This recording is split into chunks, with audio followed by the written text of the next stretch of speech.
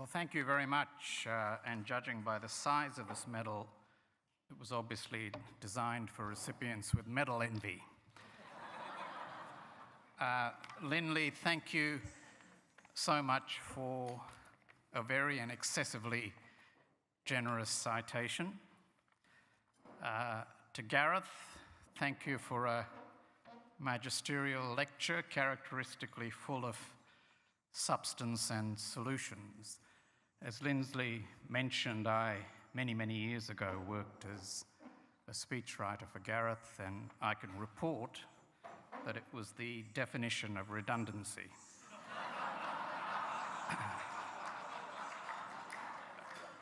To Andrew Robb and to Penny Burt and to Mukund Narayanamurthy, can I thank Asialink for this great honour.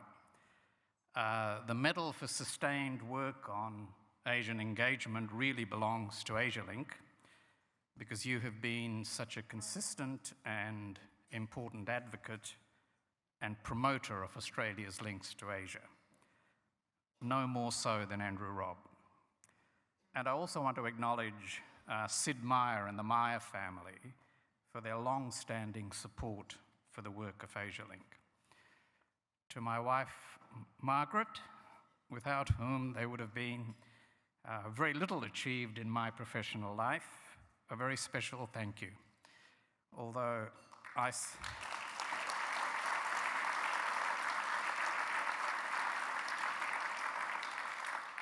suspect that Margaret may think less Asia and more domestic might have been a better policy mix. I'm humbled by this honour, humbled to be in the company of such distinguished previous recipients who include a former Prime Minister, two former foreign ministers, including, of course, Gareth Evans, Dick Woolcott, who's here this evening and a mentor to me, Ross Garno, and Sister Mary Theodore, whose lifelong work in India with the disabled was such an inspiration.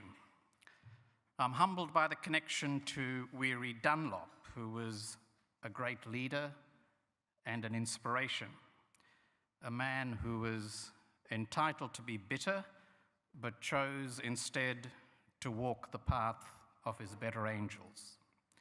As Sir Ninian Stevens said of Weary Dunlop, with perhaps only Douglas Mawson of all Australians, he shares a lone eminence of sustained heroism and superb achievement. Friends, these are challenging times for Australia and Asia. We face, to adapt a phrase from the late Tom Wolfe, a bonfire of certainties. Optimism is the currency of diplomacy, but these days, many of us wake up optimists, but go to bed pessimists. We are currently in the middle of a profound transition in international relations, and that is probably the worst time to put it into perspective. Some of what we're seeing today are exaggerations or aberrations, which are unlikely to become enduring trends, but others go to the bedrock of global geoeconomics, and deciding which is far from easy. What we can be certain about is that Asia's place in Australia's future will only grow. It will not be the Asia of the last 4 decades, the Asia which combined strong economic growth with strategic stability, the Asia of straightforward choices. The next 4 decades will likely see a contested Asia, a strategically ruptured Asia searching for a new settling point, an Asia of multipolarity, an Asia which both helps to drive global economic growth and grapples with the large challenges of economic reform. If that sounds like a hard road, we should never lose faith that it can also, for Australia, be a fruitful journey. We cannot eliminate the uncertainties ahead, but there is much we can and should do about positioning Australia in the Asia of the future. And that means understanding our advantages in proximity, in strong institutions, in high skills, in world-class universities, and in complementary economies.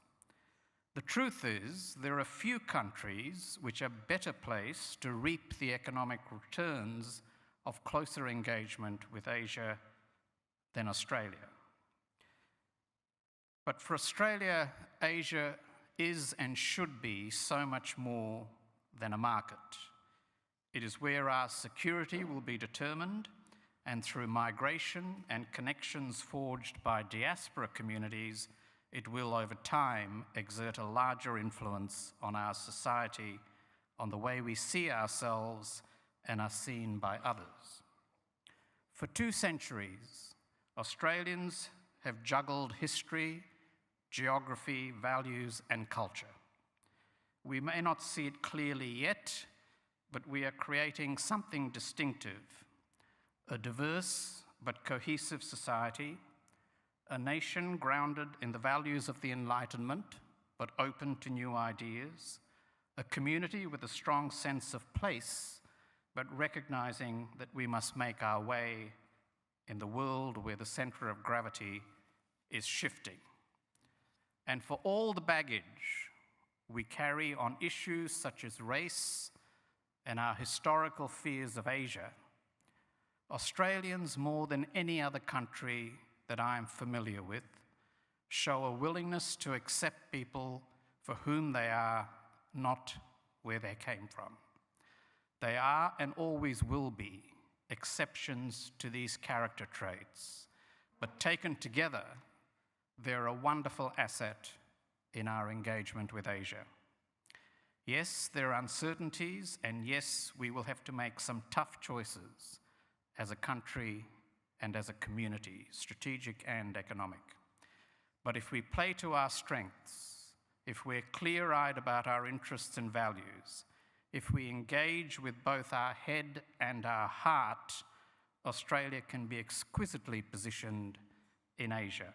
And that is my main message. Australia cannot solve the geopolitical challenges facing the region, but we can prepare for them and think through what form we want them to take. And that is what the burden of leadership is ultimately most about. Not just anticipating trends, but working to shape them with a sense of social and moral purpose and a commitment to the best interests of our community. It is what weary Dunlop would have striven for. Thank you.